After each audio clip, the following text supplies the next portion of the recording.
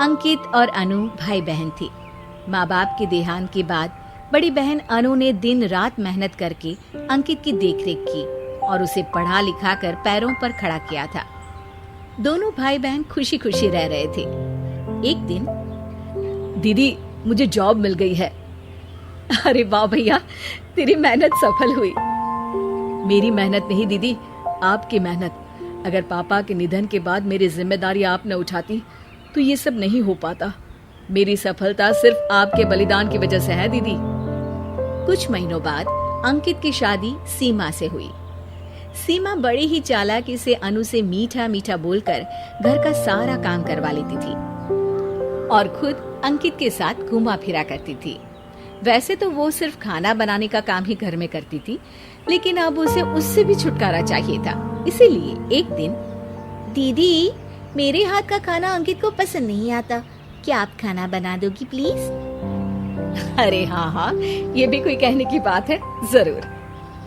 सीमा इस बात से मन ही मन बड़ा खुश होती है और अगले दिन के झाड़ू पोछे के काम से छुटकारा पाने के लिए एक और तरकीब लड़ाती है।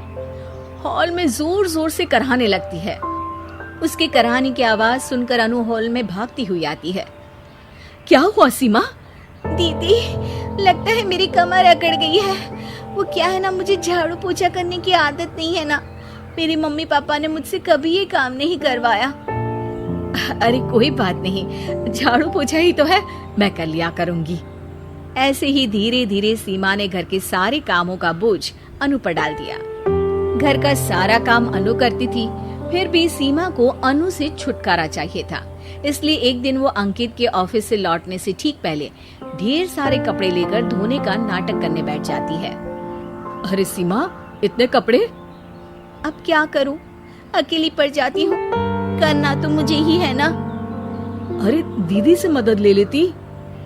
अच्छा, ताकि सारा जमाना कहे कि भाभी बड़ी ननद से काम करवा रही है। और वैसे भी दीदी ने तो साफ कह रखा है मुझे कि तुम आज जो भी हो सिर्फ उनकी वजह से हो, इसीलिए अगर उनके बनाए इस घर में रहना है तो काम करना ही पड़ेगा। ये सब सुनकर अंकित को बहुत गुस्सा आ गया। उसने अनु को बुलाकर कहा, दीदी ये घर पापा ने बनाया था और इसमें मेरा भी हिस्सा है और मुझे वो चाहिए। ये सुनकर अनु को बुरा तो लगता है, मगर वो दूसरे ही दिन घर का बंटवारा करने के लिए वकील के पास चली जाती है। वहां से लौटते हुए अनु का एक्सीडेंट हो जाता है, जिससे वो दोनों पैरों से अपंग हो जाती है। अब मजबूरन उसकी पूरी देखरेख सीमा को करनी पड़ती है।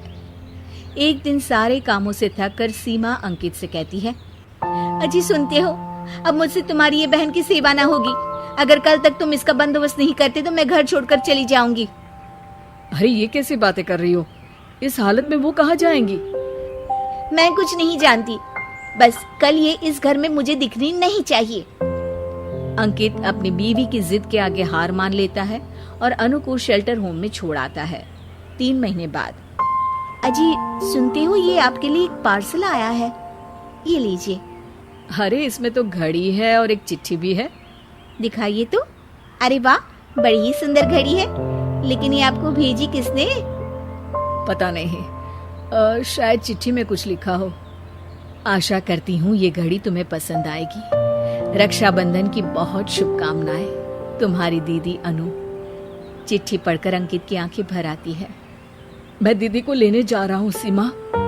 अरे घड़ी भेज तो दी उन्होंने, अब क्यों जाना उनके पास? देखा सीमा, दीदी हमसे दूर जाकर भी हमारे बारे में ही सोचती है, और एक हम है जो उनकी सेवा से बचने के लिए उन्हें शेल्टर होम छोड़ा है।